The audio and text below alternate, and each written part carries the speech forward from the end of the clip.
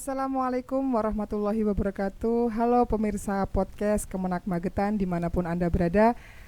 Gimana kabarnya hari ini? Semoga semua dalam keadaan sehat dan bahagia. Senang sekali saya bisa kembali hadir bersama Anda semua dalam acara podcast Kemenak Magetan.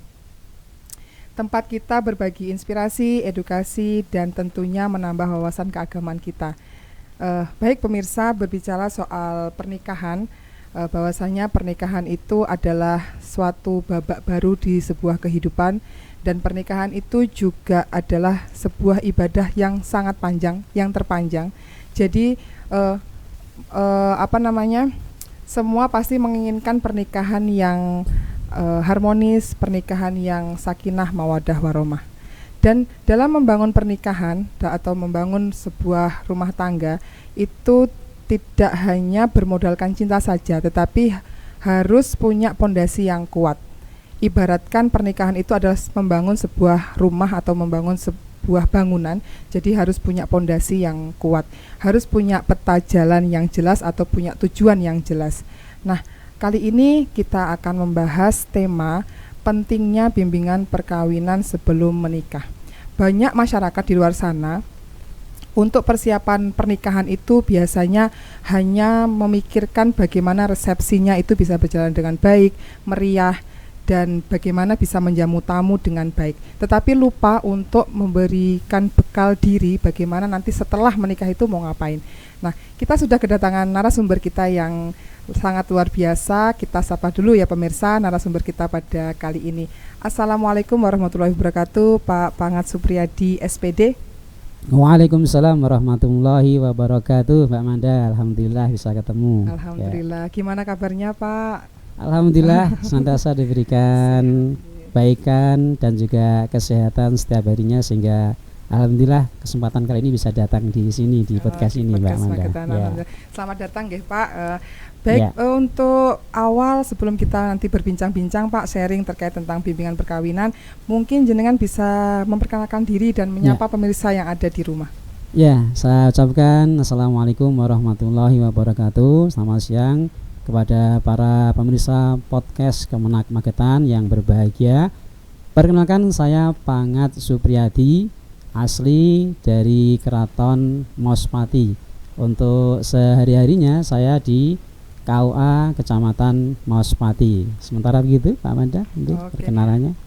Keluarga sehat Pak? Alhamdulillah sehat, setiap hari saya ajak untuk olahraga ini.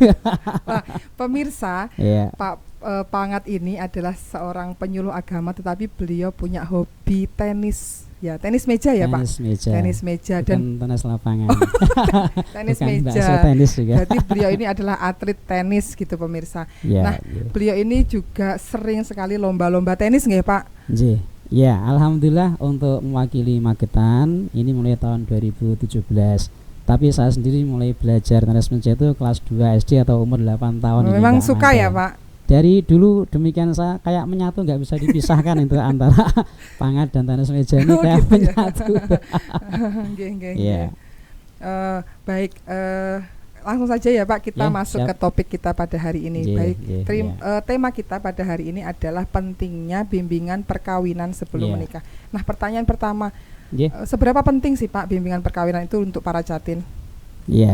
Kaitannya dengan seberapa penting ini semangat penting dan penting sekali.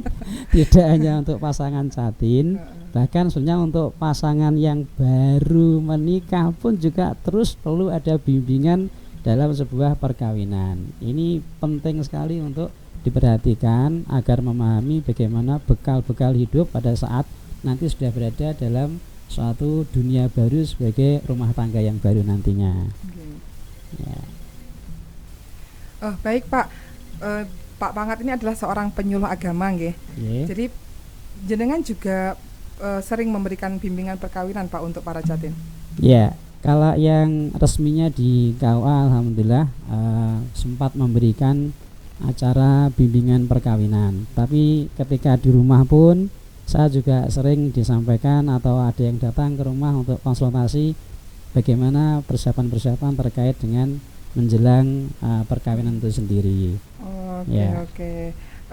Mungkin bisa disampaikan Pak, materi Ya. apa saja sih yang ada di acara bimbingan perkawinan yang diselenggarakan oleh KUA? Di Ya. KUA.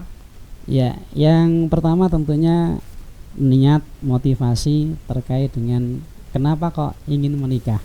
Apakah sekedar hanya ingin nggak kalah dengan teman-temannya, atau sekedar hanya untuk kayak mengikuti kehidupan seperti air yang mengalir, tetapi ditanamkan, dipahamkan bahwa menikah itu sungguh merupakan sebagai bagian bentuk ibadahnya kepada Allah. Kemudian juga mengikuti sunnahnya Rasulullah.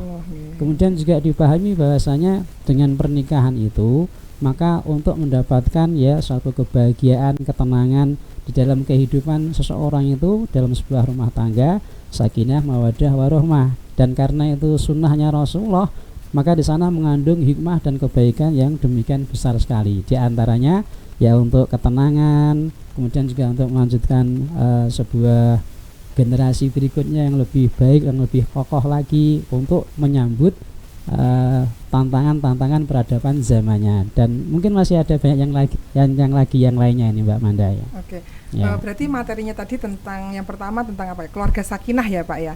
Iya, betul. Yang diberikan ke para catin itu ada materi keluarga sakinah, Iya. terus materi apa lagi Pak?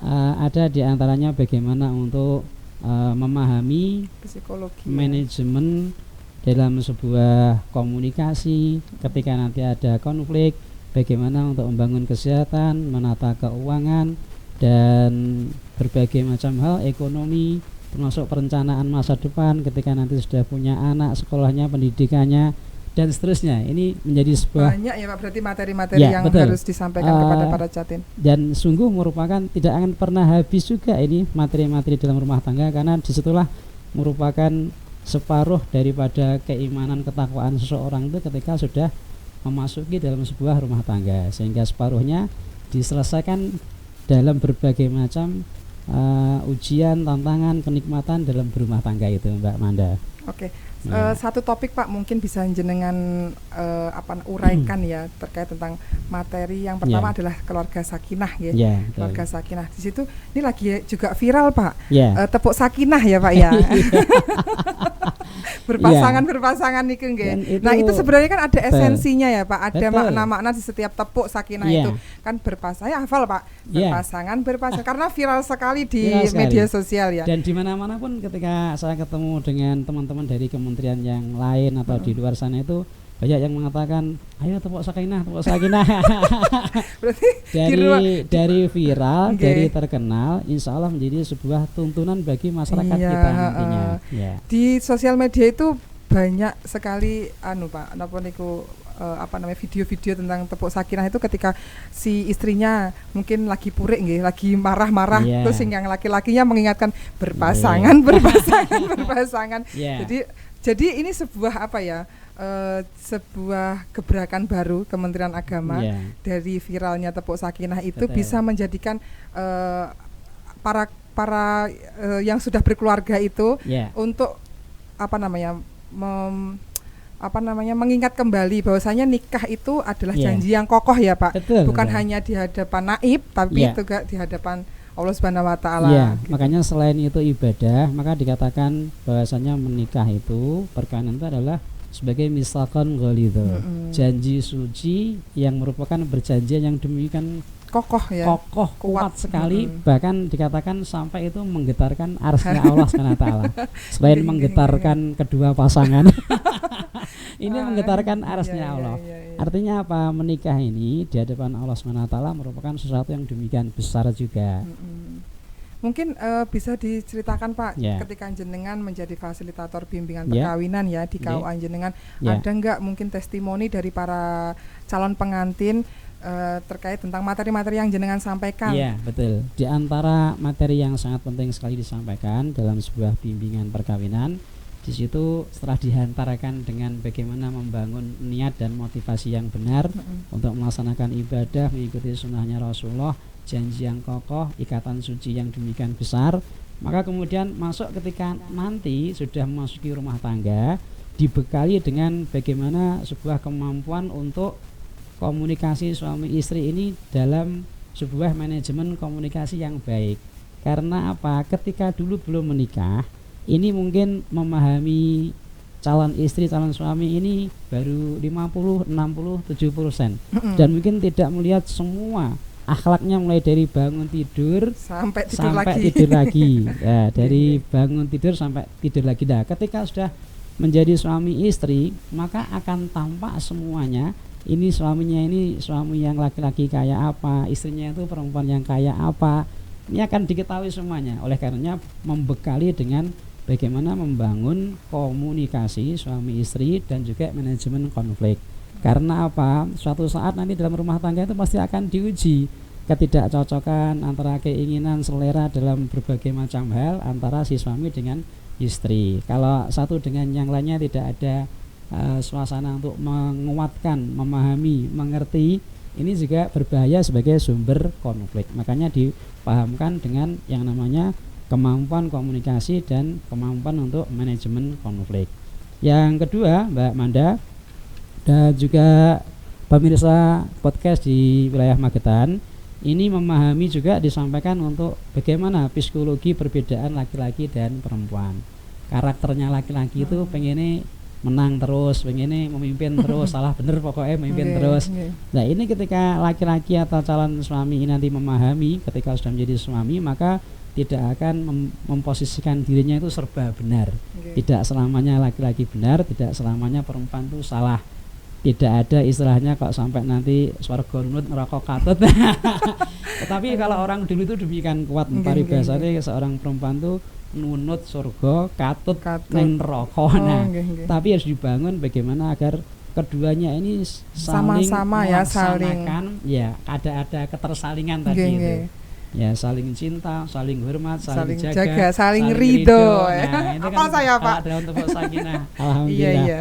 Ya, ini kalau memahami psikologi antara laki-laki dan perempuan, ini suami pun juga memahami bagaimana psikologi perempuan secara umum, dan lebih khusus lagi istrinya ini memiliki karakter khususnya di mana, seleranya dan seterusnya. Ini harus betul-betul memahami psikologinya. Kemudian yang ketiga, manajemen keuangan keluarga. Manajemen keuangan dalam arti nanti kalau suami gajinya sekian, istri gajinya sekian, digunakan untuk melaksanakan kebutuhan sehari-hari atau setiap bulannya atau bahkan setiap tahunnya, ini sama-sama dimanage dengan sebaik-baiknya antara suami dan istri, sehingga insya Allah rumah tangga itu akan menjadi sebuah rumah tangga yang ada ketersalingan, memiliki kekuatan saling memahami, mengerti, dan kemudian langkah-langkahnya itu seiring sejalan, senada seirama itu, seiring sejalan gitu, seia sekata gitu. Sehidup sesurga ya Pak ya. Gitu. Dan seterusnya ada ketersalingan itu terjaga terus gitu Mbak Wanda. Baik Pak Pangat. Berbicara soal komunikasi tadi Pak Pangat menyampaikan bahwasanya harus punya komunikasi yang baik. Nah, ini contoh kasus Pak. Contoh kasus kalau ada si suaminya itu tipenya tipe pendiam ya Pak, tapi si istri itu cerewet gitu. Itu gimana Pak? Coba tolong jenengan sebagai penyuluh agama mungkin bisa memberikan advice ya kepada para pemirsa, monggo. Ya, betul. Ketika suaminya pendiam, kemudian istrinya ini cerewet atau sebaliknya, malah ada kadang-kadang yang suaminya itu ngomong terus di mana-mana, suami kok cerewet nih. Istrinya yang pendiam itu banyak terjadi. Boleh jadi nanti suaminya dan istrinya sama-sama cerewet. Boleh jadi juga suami dan istrinya sama-sama pendiam. Semuanya sangat mungkin dalam sebuah rumah tangga. Dan mungkin kalau kita lihat survei itu mungkin semuanya sudah ada juga dalam kehidupan sekitar kita itu. Oleh karenanya yang suaminya itu tipenya pendiam, karakternya nggak begitu banyak cerita, ketika istrinya banyak cerita ya mendengarkan. Artinya punya kesabaran, ketenangan ketika istrinya banyak cerita. Kalau nanti sama-sama diam semuanya, sowopi nanti rumah tangganya. Tapi yang terpenting itu adalah letak kunci utamanya itu adalah adanya saling memahami, saling mengerti. Nggak apa-apa ketika diamnya suami itu sudah dipahami oleh istrinya. Ini sebenarnya ini lagi apa, pengen apa, lagi susah, lagi senang, lagi mikir apa. Ini istrinya yang aktif untuk mengajak komunikasi. Nah, demikian pula ketika istrinya ini demikian banyak cerita kemana semuanya bisa jadi cerita kok gak entek-entek, suaminya yang dengan sabar mendengarkan, karena itu merupakan bagian untuk menyenangkan istrinya juga. Nggak perlu nyetel-nyetel YouTube, nggak perlu nyetel macam-macam, ini mendengarkan istri saja sudah menjadi hiburan ya Pak ya. Ya, semuanya nggak akan menjadi masalah selama ada kekuatan saling memahami, mengerti, kemudian memanfaatkan kelebihannya masing-masing kan gitu. Baik, terima kasih Pak. Baik, selanjutnya Pak, terkait tentang keuangan. Tadi ada materi tentang keuangan ya. Ini juga bahaya sekali pemirsa, bahwasanya ada banyak kasus juga Pak di dalam rumah tangga itu, ketika pasti kan ada masalah ya Pak dalam rumah tangga, nggak mungkin mulus-mulus saja. Harus ada Pak. Harus ada ya. Nanti nggak mau bekerja, nggak mau belajar. Karena itu dinamika sebuah pernikahan ya Pak. Nah, ini lagi banyak kasus juga Pak. Ada pinjol, ada judol. Nah itu kebanyakan kasus-kasus yang di pengadilan agama itu juga berawal dari di sebuah rumah tangga, karena mereka dihadapkan dengan masalah ekonomi, akhirnya ngambil jalan pintas gitu ya. Mungkin ada masalah ekonomi, suaminya kena PHK dan segala macam, ekonominya lagi nggak stabil, akhirnya ambil jalan pintas, ikut judol dan segala macam. Nah itu juga perlu diketahui nggih Pak oleh para catin, bahwasanya nanti ketika menikah itu juga harus siap dalam menghadapi konflik-konflik ataupun masalah-masalah yang ada di gimana Pak itu kalau jenengan merespon kalau banyaknya kasus judol, pinjol gitu Pak? Di antara permasalahan dalam sebuah rumah tangga, Mbak Manda dan juga teman-teman pemirsa podcast semuanya, uang ini menjadi salah satu penyebab mungkin yang rankingnya itu kedua, ketiga. Karena yang pertama kali masalah utama adalah masalah kepribadian. Karena apa? Ketika pribadinya itu belum memadai, dia apapun jadi masalah. Nah, ketika pribadinya ini sudah sama-sama memadai, kuat, semuanya dari sisi mungkin keimanan, pengetahuan, dan berikutnya juga pernah mendapatkan pendidikan mungkin di pondok atau mendapatkan tausiah dari ustadz-ustadznya begitu. Permasalahan keuangan ini harus betul-betul dikelola dengan sebaik-baiknya. Yang tidak sabar dengan kekurangan, ini mohon maaf, biasanya istri apa suami Mbak? dan juga bagaimana kekuatan suami ini ketika lagi ada kekurangan untuk terus mampu menanamkan kesabaran bahwa rezeki itu ada masa-masanya memang diuji kekurangan. Allah menguji kekurangan pada suatu rumah tangga, pada suatu komunitas itu kekurangan dari berbagai macam hal. Maka kuncinya juga adalah kekuatan kesabaran bahwa ada saatnya Allah menguji dengan rezeki atau keuangan, tapi ada pula yang diuji pemirsa podcast yang berbahagia Mbak Manda itu dengan uang yang berlebihan. Ini berbahaya juga, mohon maaf, ketika suami itu uangnya rezekinya sudah berlebihan, itu ujian yang paling besar apa Mbak? Perempuan ya Pak? Harta perempuan ya, harta tahta. Boleh jadi. Dan juga sebaliknya Mbak Manda, ketika rumah tangga itu diuji, pendapatan istri ini lebih besar, lebih dominan dibandingkan dengan suaminya yang mungkin pendapatannya nggak seberapa. Ini kan juga menjadi satu masalah. Oleh karenanya, kunci yang pertama adalah kekuatan pemahaman kepribadian dari pasangan catin atau suami istri ketika nanti dalam satu rumah tangga. Yang kedua, kemudian adanya kesamaan pandangan ketika dalam keadaan kekurangan, ketika dalam keadaan pas-pasan, ketika dalam keadaan berlebih. Ini bagaimana yang harus disepakati untuk menjalankan amanah dari Allah Subhanahu wa taala sebagai satu pasangan rumah tangga untuk menjalankan kehidupan yang memberikan manfaat kepada keluarganya dan juga masyarakat di sekitarnya gitu. Berarti nih kalau saya bisa menyimpulkan Pak untuk masalah keuangan ini, karena memang masalah keuangan itu juga salah satu permasalahan yang insidentil ya Pak, kalau di dalam pernikahan itu banyak sekali di luar sana cerai, divorce itu gara-gara yang pertama masalah keuangan. Nah, entah itu dia kekurangan atau berlebihan. Ketika dia kekurangan itu juga ujian ya Pak. Ketika dia diberikan rezeki yang banyak itu juga sebuah ujian juga. Nah, tetapi kalau di dalam rumah tangga Pak untuk masalah keuangan ini jenengan setuju napa mboten, Pak? Ya. Kalau memanage keuangan itu harus adanya keterbukaan.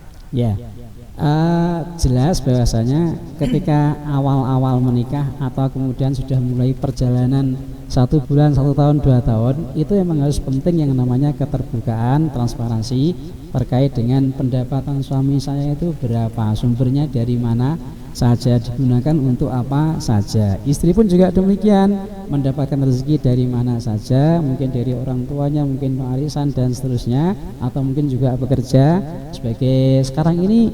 Jangan dikira perempuan itu hanya menggantungkan rezeki dari suaminya, Mbak Manda. Sekarang banyak karena hasil daripada sebuah pembangunan dan perkembangan teknologi ini, banyak yang justru istri ini mampu melebihi pendapatan dari suaminya. Oleh karenanya tetap yang terbaik itu adalah sama-sama agar dalam masalah keuangan ini ada keterbukaan, ada kesamaan untuk merencanakan digunakan untuk pos-pos mana saja. Pos untuk internal keluarga, pos untuk eksternal, dan juga mungkin pos-pos untuk kegiatan-kegiatan yang sifatnya adalah sosial yang bisa memberikan manfaat tadi itu. Insya Allah ketika ini sama-sama dipahami, ya, terutama memang penekanannya adalah pada kepahaman suaminya.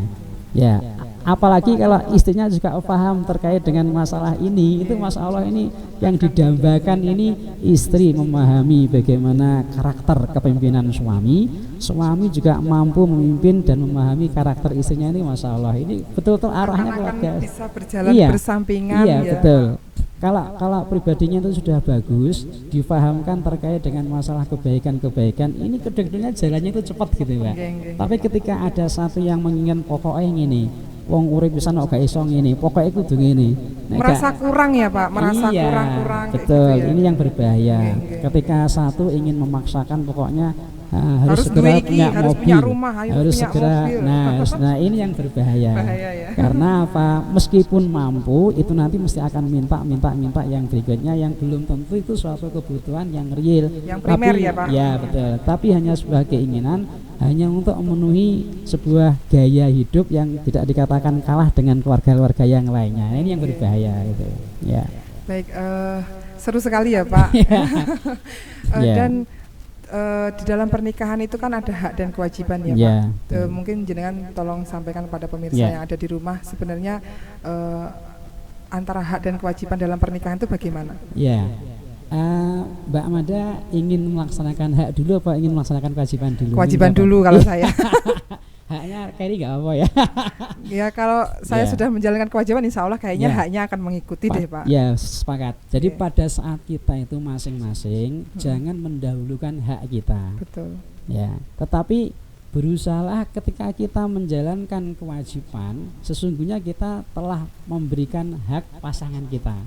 Sama juga nanti suami ataupun istri itu ketika masing-masing melaksanakan kewajiban, kesadaran akan kewajibannya, suami diantaranya ya memberikan ketenangan, memberikan arah, petunjuk, memberikan kepemimpinannya yang bagus. Istri juga demikian, ketika baik didukung, disupport.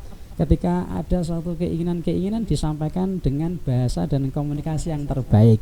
Sekali-kali jangan sampai istilahnya keinginan yang baik disampaikan dengan komunikasi yang tidak baik. Ini kadang-kadang akan sedikit merusak kehormatan harga diri dari suaminya.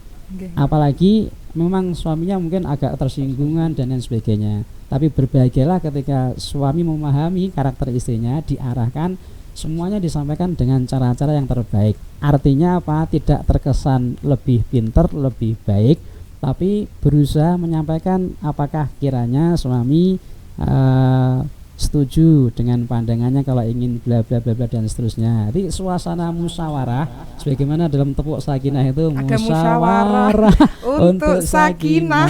Nah, ini musyawarah sendiri apapun dimusyawarahkan. Betul. Nah, sampai ada satu surah dalam surat Al-Qur'an itu namanya Asy-Syura. Maksudnya itu untuk musyawarah. Meskipun suami baik, tetap berusaha untuk menyampaikan mana-mana yang sebaiknya dimusyawarahkan. Tidak langsung ini aturan, ini perintah, ini begitu. Jadi berusaha agar suasana musyawarah itu hidup dalam satu rumah tangga antara suami istri antara orang tua dan anak-anak juga demikian. Sebagaimana Nabi Ibrahim dengan anaknya Nabi Ismail kan ternyata disampaikan suatu mimpi perintah dari Allah untuk menyembelih Ismail. Disampaikan ada peristiwa yang dialami seperti itu. Bagaimana pandangan pendapat dari Ismail kecil waktu itu? Ternyata Masya Allah kan untuk mengetahui bagaimana pandangan prinsip kepribadian juga dari satu keluarga itu. Dan ketika kurang bagus maka kembali untuk diarahkan bersama-sama, diingatkan bersama-sama kembali kepada on the track, yaitu tuntunan syariat yang benar ataupun hukum-hukum yang dibenarkan di dalam pemerintahan negara kita Indonesia yang tercinta ini, kan begitu. Wah, luar biasa sekali pemirsa. Hari ini kita membahas tema yang menarik sekali menurut saya ya, karena ilmu dalam pernikahan itu memang butuh ya Pak, dibutuhkan ya. Tidak ada pernikahan yang mulus-mulus saja. Satu lagi Pak, terakhir apa pesan jenengan sebagai penyuluh agama untuk para catin di luar sana terkait tentang pentingnya bimbingan perkawinan ini? Saya sampaikan, saya tegaskan untuk para pasangan catin yang mungkin sebentar lagi akan menikah, pemirsa podcast semuanya, mempelajari terkait dengan ilmu-ilmu dalam membangun rumah tangga yang sakinah mawaddah warahmah itu tidak kalah penting dengan bagaimana ilmu-ilmu ketika ingin mendapatkan suatu prestasi terbaik dalam masalah akademis ataupun dalam masalah pekerjaan. Karena apa? Dalam rumah tangga pada saat seorang nanti sudah melewati akademisnya bagus, pekerjaannya bagus, boleh jadi dalam rumah tangganya nggak ada keilmuan, bahaya. Oleh karenanya juga kita diberikan kesempatan Allah untuk mempelajari berbagai macam ilmu, baik secara akademis, life skill, dan juga dalam ilmu membangun rumah tangga yang sakinah mawaddah warahmah. Tentunya dari siapa? Boleh dari buku-buku, boleh dari para ustadz, dan insya Allah akan ditegaskan kembali, yaitu melalui bimbingan perkawinan yang dilaksanakan di setiap wilayah KUA di kecamatan masing-masing. Sehingga insya Allah mau melangkah ke dunia rumah tangga itu betul-betul mantap ya. Niatnya, motivasinya, sudah tujuannya siap lahir dan batin. Betul, langkah-langkahnya menerima istrinya itu dengan berbagai macam kelebihan dan kekurangannya dan sebaliknya. Dan ketika terjadi masalah langsung kembali sebagaimana komitmen awal untuk bersama-sama diselesaikan dengan cara musyawarah yang terbaik. Kalau perlu ada guru pembimbing, ada ustadz ataupun ustadzah, sehingga setiap kali sekecil masalah apapun ada arahan, ada bimbingan. Jangan menunggu, jangan menunggu sampai masalah itu levelnya tahapnya 2, 3, 4 baru datang kepada seseorang. Ini yang dikhawatirkan kalau sampai terlambat. Ini untuk kembali kepada on the track itu juga kadang-kadang berat, karena demikian lebar menganga luka yang sudah ada dalam rumah tangga itu. Kita harapkan sudah memendam masalah yang berlarut-larut ya. Ketika ada masalah level 1, 2, 3 ini jangan sampai menunggu-nunggu. Level 1 kalau umpamanya bisa segera diselesaikan, dimusyawarahkan, langsung segera dimusyawarahkan. Dan pentingnya adalah latihan untuk jangan langsung permasalahan rumah tangga itu langsung disampaikan kepada orang tuanya atau langsung ujuk-ujuk disampaikan kepada orang. Ya, Pak. Betul, karena kehormatan suaminya, kehormatan keluarganya, jangan sampai aib suaminya, istrinya itu malah disampaikan di luar sana. Suami istri ini yang bertanggung jawab, karena saling melengkapi. Atau suami itu pakaian bagi istrinya, istri adalah pakaian bagi suaminya. Ini Masya Allah ketersalingan. Antum libasul lahun ya, Masya Allah. Iya, ini kan ada suatu saling membutuhkan yang tidak bisa terbantahkan. Oleh karenanya ketika mempunyai kekuatan untuk musyawarah, untuk saling bersama-sama dipecahkan bersama, jangan buru-buru apa-apa sidik-sidik disampaikan wong tuane, apalagi buru-buru wis minta cerai gitu ya Pak. Nauzubillah min dzalik nggih. Karena pada saat itulah sesungguhnya Allah menguji, hendak mengetahui kamu itu suami yang kayak apa, kamu itu istri yang kayak apa, dan rumah tangga kamu itu kayak apa. Mau dibawa kemana nanti ketika setahun 2 tahun yang akan datang. Karena pasti impian kita semuanya adalah menjadi sebuah keluarga itu yang kokoh, anak-anak yang baik, menjadi suri tauladan bagi tetangganya, menjadi rumah tangga di sekitarnya, anak-anaknya juga demikian, suami istrinya. Ini harapan yang demikian ideal. Karena dari rumah tangga yang kokoh yang baik ini, insya Allah melahirkan masyarakat yang baik. Masyarakat yang baik akan melahirkan sebuah bangsa dan negara juga yang kokoh. Insya Allah begitu. Alhamdulillah, luar biasa sekali ya pemirsa. Baik, tema kita hari ini sangat menarik sekali ya Pak Betul. Pangat. Sebenarnya Insyaallah, masih butuh waktu panjang Iya, untuk kita insyaallah. bisa sharing, tetapi waktu sudah membatasi kita ya Pak Iya, ya. Mungkin betul. lain kali nanti kita bisa lanjut Iya. lagi di sesi berikutnya Iya. terkait tentang pentingnya bimbingan perkawinan Iya, ini. dan betul. Nggih, nggih. Baik pemirsa, itu tadi bincang-bincang kita dengan narasumber kita Pak Iya. Pangat Supriyadi, penyuluh agama dari KUA Kecamatan Mauspati, nggih Pak ya. Nggih, ya. Jadi pemirsa di rumah juga harus betul-betul tadi memperhatikan apa saja Ya. yang disampaikan oleh beliau, bagaimana bisa membangun rumah tangga yang menjadi impian, Ya. menjadi keluarga yang sakinah, mawaddah, warohmah, harus bisa saling menjaga, Ya. harus punya pondasi yang kuat ya Pak Ya, tadi ya betul, disampaikan ya. oleh Pak Pangat. Baik, terima kasih Pak Pangat. Sama-sama, Pak Manda. Mungkin nanti lain kali kita bisa berjumpa lagi ya Pak Pangat di lain waktu. Insyaallah. Mudah-mudahan nggak lama lagi ini. Mohon maaf atas segala Ya. kekurangan pemirsa. Ya. Saya Ya. akhiri akhiran. Wassalamualaikum warahmatullahi wabarakatuh. Waalaikumsalam warahmatullahi wabarakatuh.